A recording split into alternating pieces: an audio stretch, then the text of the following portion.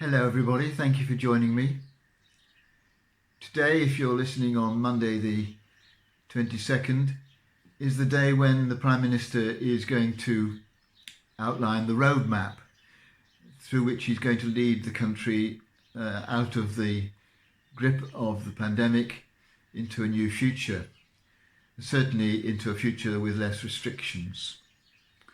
And it got me thinking about roadmap as an image. And certainly one important thing about a roadmap is that you know where you are now. It's not much use if you don't know where on the map you're situated. And I guess that's not difficult for Boris Johnson. And the other thing, of course, you need to know is where you want to get to. And I think we're all agreed about where we'd like to be able to deal with COVID in a way that doesn't upset our normal routines of life. But how we get from one to the other is what faces Boris Johnson today, and our hopes and prayers are with him and the government as they make these crucial decisions about how our nation can come back to something like normality. At the same time, I was thinking about a roadmap as an image for our lives.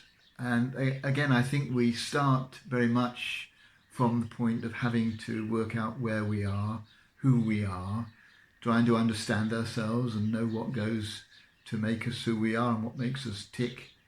And it's certainly worth the effort to spend a few moments just asking ourselves where I am now in this point in my life.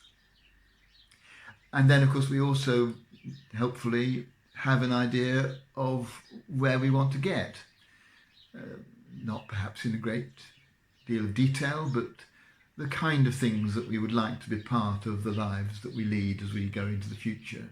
The things that matter to us now that we'd like to build on, and maybe some things that we haven't got now that we'd like to be experiencing. But as with the national situation, knowing where and who we are, knowing where and who we'd like to be, doesn't give us an easy answer as to how we get from one to the other. And I'm not sure that a map is quite the image for that process in terms of our lives. It's much more a question of trusting to our own intuition as to what the right decisions are day by day. That will be best informed if we've done the first part of the task properly and got to know ourselves and what's right for us. Trust also in people who love us and who support us and who can advise us and stand by us. Trust in God, if that's where we are, a God who will guide and help and lead us if we seek that help.